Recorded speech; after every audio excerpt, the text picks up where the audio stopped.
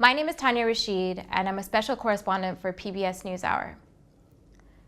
Late last year, my colleague and I reported on the Rohingya crisis when the mass exodus happened. During my time there, I heard harrowing stories of rape that many of the women experienced. This inspired me to further look into the issue. Hi, my name's Phil Caller. I'm a producer and camera operator.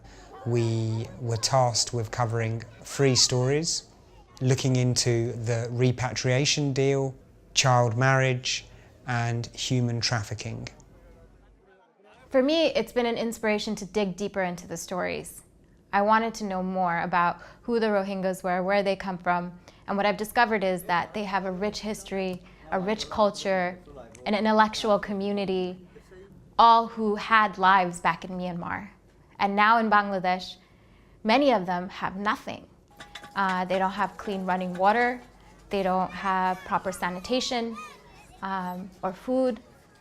The women I spoke to told me stories about the black market of being trafficked, of being raped, of putting their daughters through child marriage.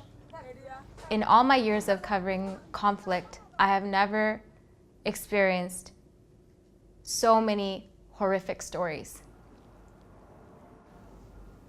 These stories look at what happens to hundreds of thousands of people when they are displaced from their houses, from their property, from everything they know, and moved in a shock into overcrowded, dusty, dirty refugee camps.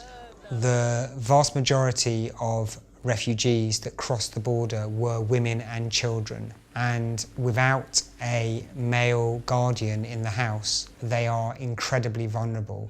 I walked into brothels where I saw firsthand, young girls working in the sex trade and living in horrific situations.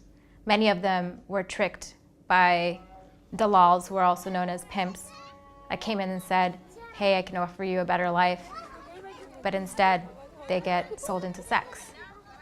But what has been really incredibly powerful for me is to witness how resilient the Rohingya people are. The women I interviewed, though they experienced so much violence and horror, I noticed this will to live and to keep fighting for their existence. To me, that's incredibly powerful, the tenacity of the Rohingya people.